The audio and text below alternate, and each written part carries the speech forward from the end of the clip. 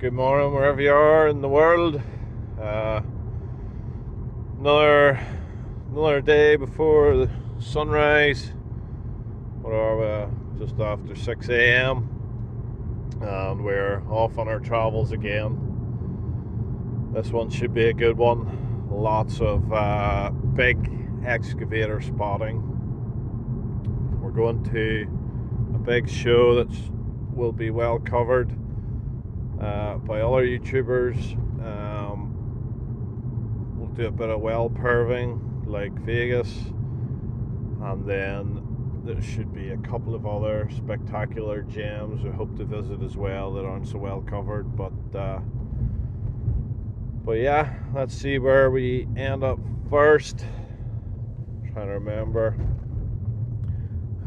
Flying into Stuttgart in Germany, and I think from there we're heading to Switzerland. So yeah, hopefully it's a nice flight.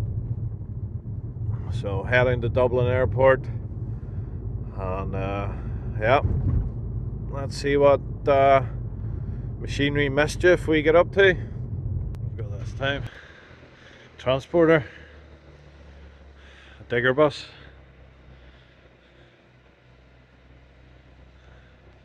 She's a rod.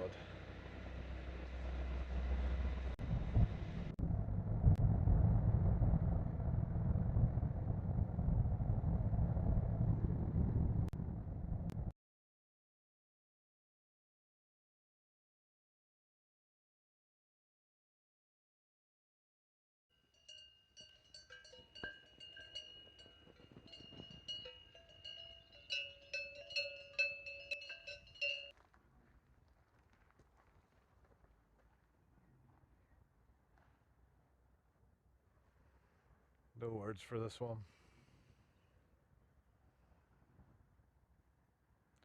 Yeah, so that's the biggest backhoe I've ever seen.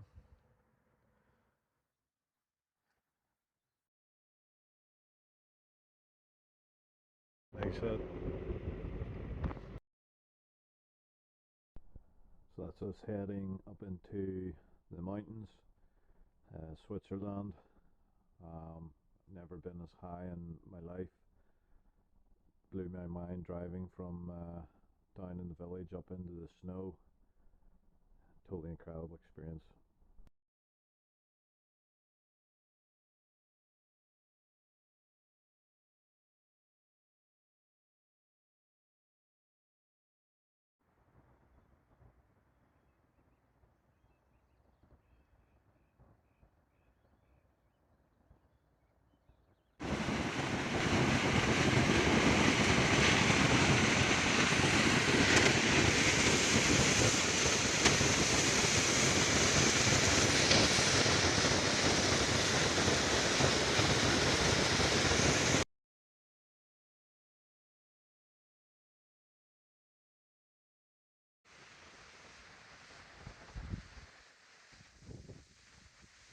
What an incredible place to witness.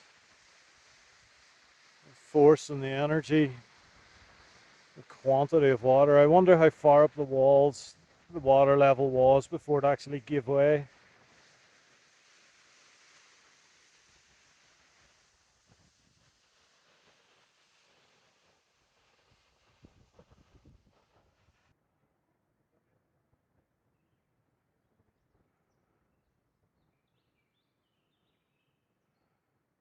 Incredible.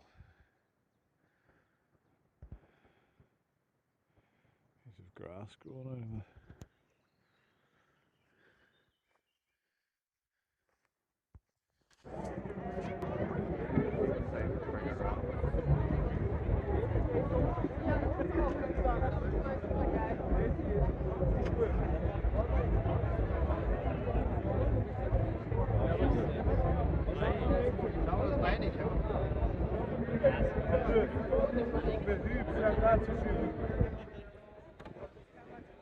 You can Say test something.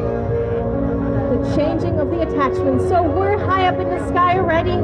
We are reaching the height of 26 meters. And watch Peter in the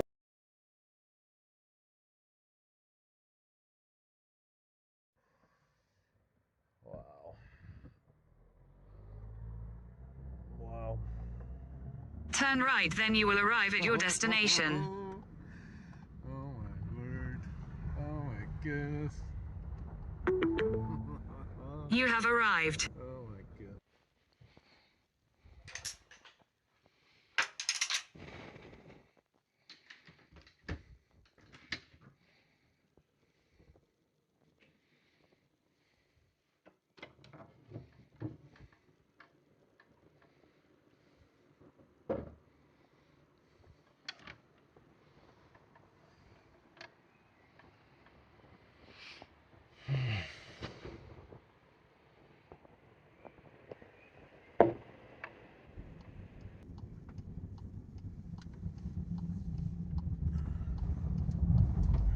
So, entrance to BULLDOZER floor. We're going this was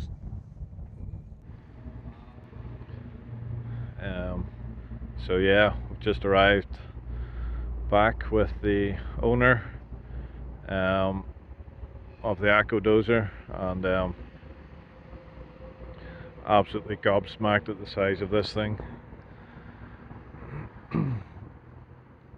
So we'll take an up close look at the inside. So let's take a look up close and personal with this monster, the largest bulldozer in the world. This entire machine was fabricated from one-off parts. Large weld. I think it's a stick weld. MIG would have been quite rare whenever this was made. I'll have to check good old Wikipedia, but I think it was the 70s. And here we have the drives. You can see like a center axle and a reduction drop down.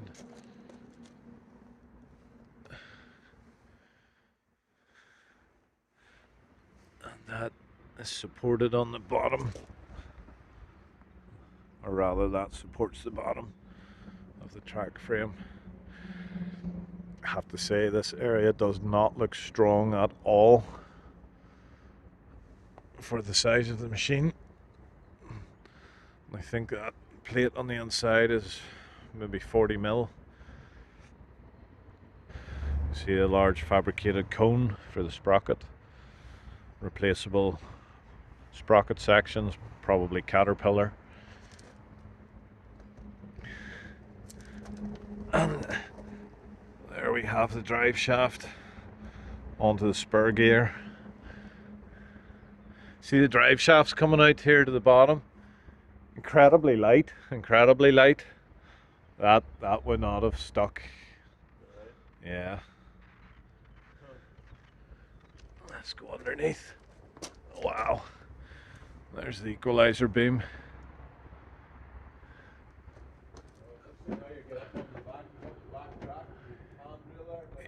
Yeah.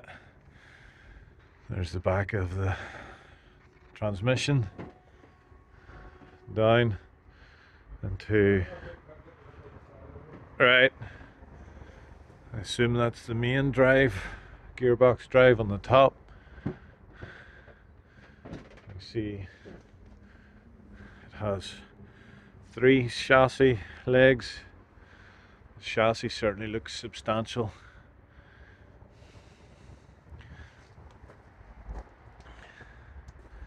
Oh, interesting. So it has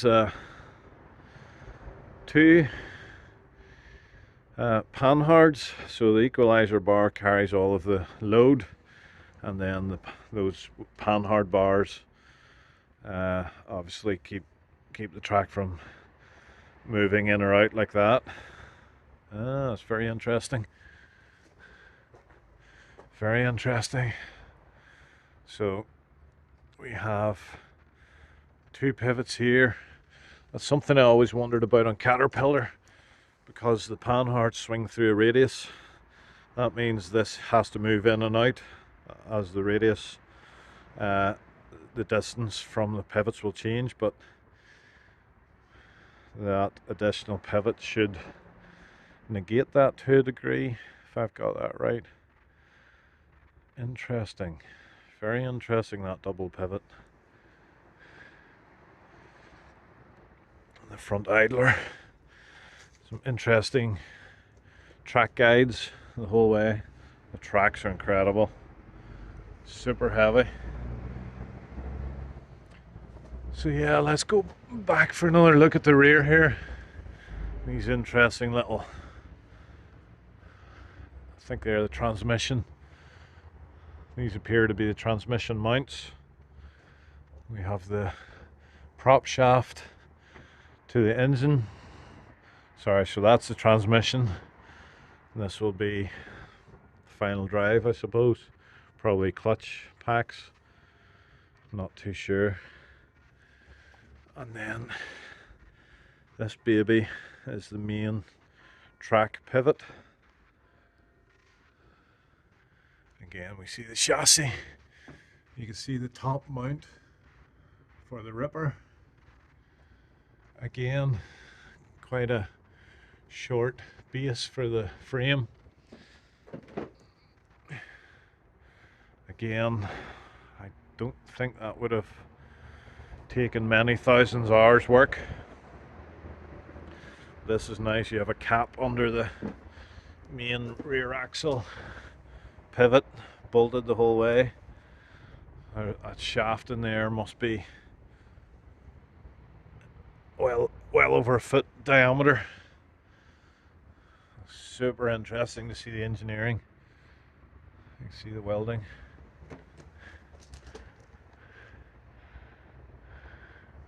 A very large universal joint. So that was super interesting under there.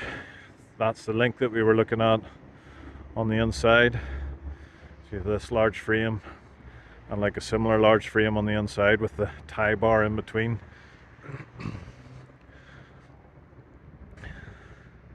It's a lovely plate. Again, we can see the top mount for the top sprocket. It's much the same as this lower one. Just to me, worryingly unsubstantial. And when you look at the size of the track and the size of this little piece of steel, and bear in mind that's a flange, so you have a little piece of steel there carrying that, and all the force that goes through that bottom wheel. Fair enough. It's supported on the outside, so that becomes an axle, so that changes everything. Silly me.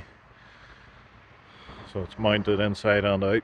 So there must be incredible reduction in that hub.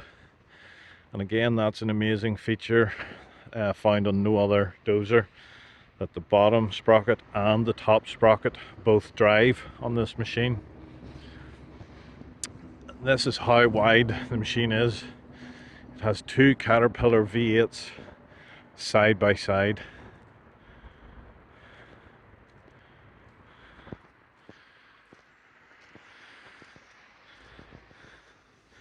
A large crossbar. I'm not sure the name. Dozer men can tell me in the comments. Looks like an incredibly strong back on the blade. Beautifully welded. I'm assuming all of this is stick welding.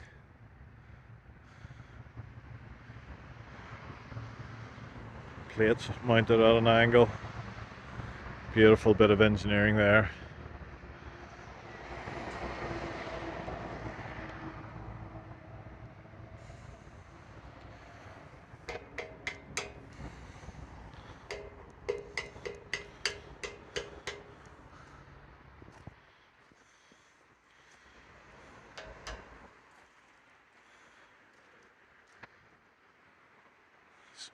Interesting, the shape of the top roller gives to the tracks.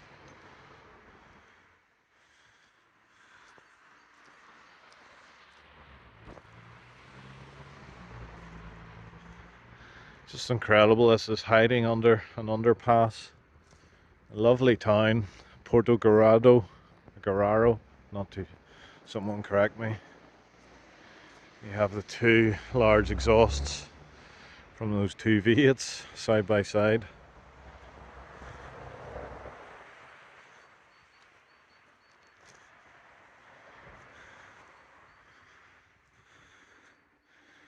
So I think we'll be cheeky, hopefully we don't offend anyone. We'll climb up on for a look inside.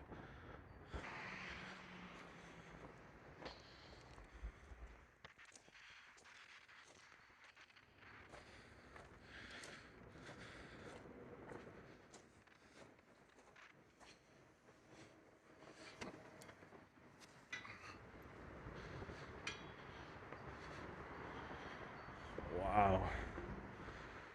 Wow. Wow.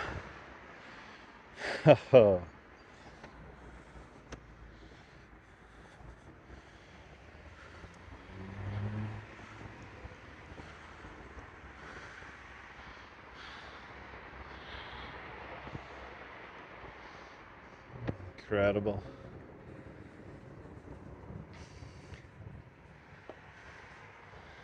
A separate radiator for each one. Huge alternator.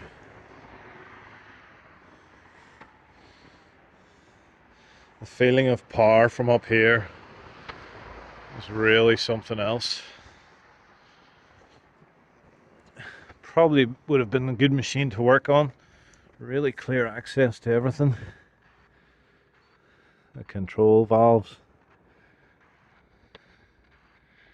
Down the back you see large housings for steering clutches and transfer boxes. And again we have this top frame that I was questioning, and I can see it's tied into the side of the main chassis, so please ignore any of my negative comments.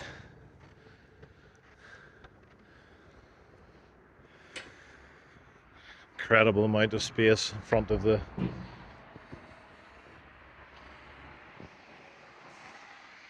size of the ripper frame. The fuel tank.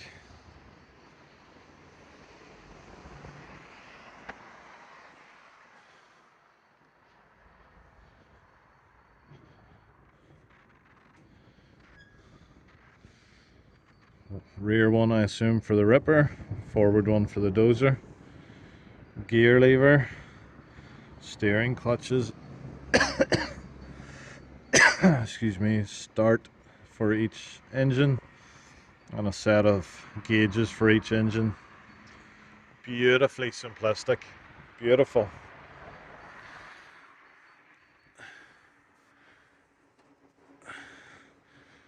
So envious of the beautiful dry climate that this equipment lies in. Literally no rust. I can see the ground from up here through the floor. Incredible. Absolutely incredible.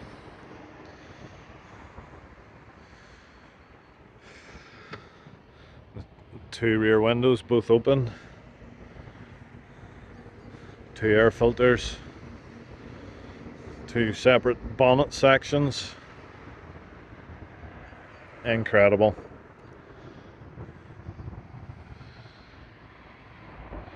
Assume it's a brake. Assume. Interesting, two little levers there. Not sure what those are for. Maybe someone could tell me.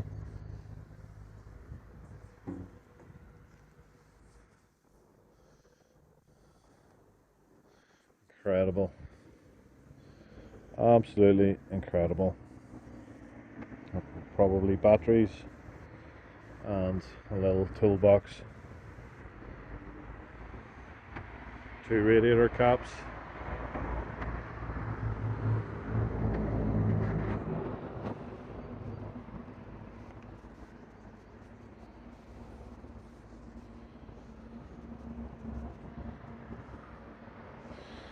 Literally just climb up the tracks and stand between the tracks on the blade.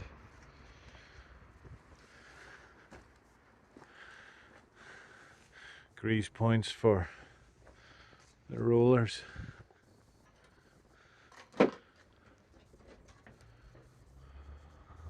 I could stay here for hours. Super interesting. Sadly, beside we have the remains of the giant grader that was also built. I assume that's where the steering rams went on. Probably Caterpillar components. Another reduction, probably the same reduction as used on the driver, the dozer. Large brakes. There's one heck of a spindle. Transmission out of the grader.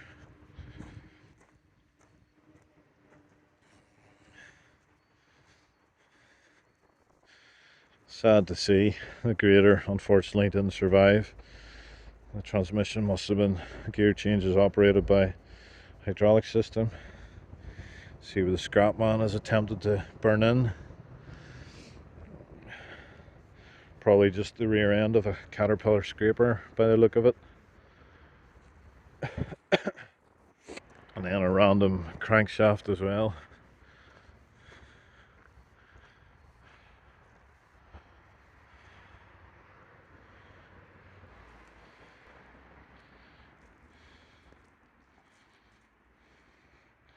Did you see the transmission underneath?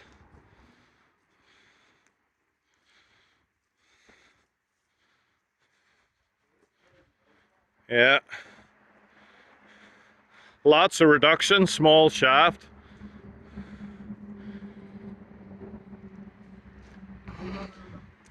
Yeah.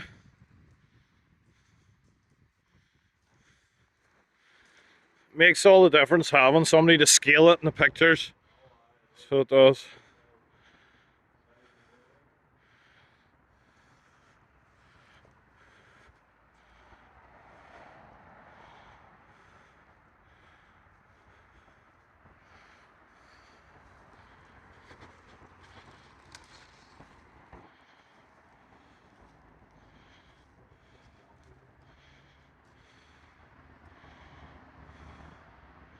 Incredible.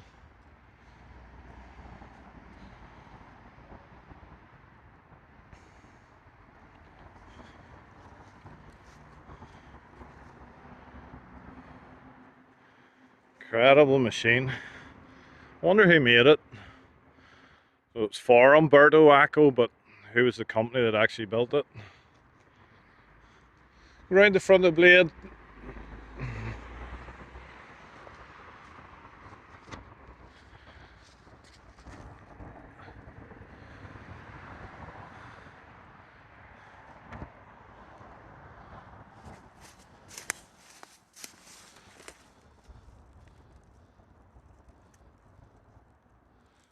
They'll all be Caterpillar cutting edges off the shelf. A lot of components will be off the shelf Caterpillar.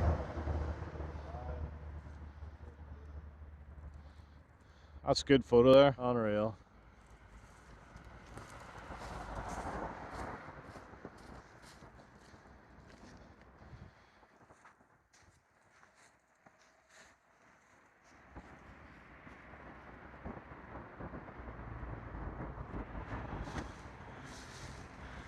That grill is just incredible.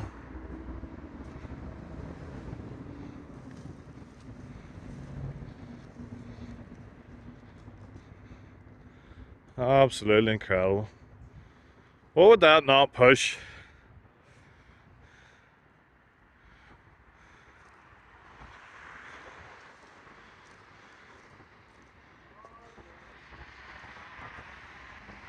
Awesome, absolutely awesome. See the wee pads she's ripping, and she must sit right down onto those.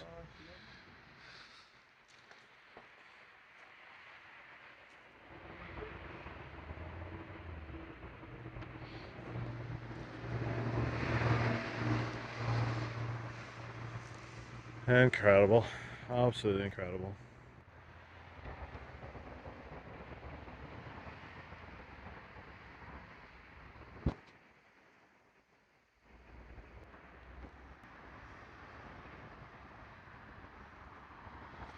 Just at the side of the road,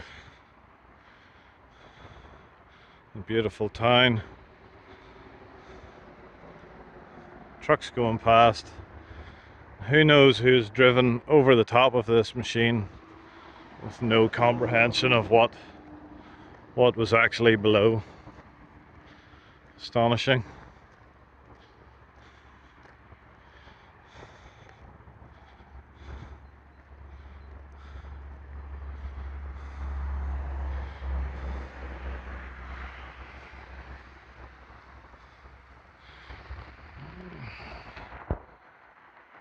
One mile from Porto Garrado. Well, arrivederci, Mr. Acco Dozer. It was very nice to meet you. Incredible to see how you're put together. So yeah, next stage of the trip, we're heading up to the Vajont Dam. Probably the wrong pronunciation. Another major disaster, so stay tuned for that video. If you like this video and this sort of engineering, massive oversized stuff, click that subscribe button, hang around for more. Please do check out my playlists, as there's more things of interest to anybody like myself with a mechanical mind. So yeah, thanks for your support, guys. Till the next time, over and out.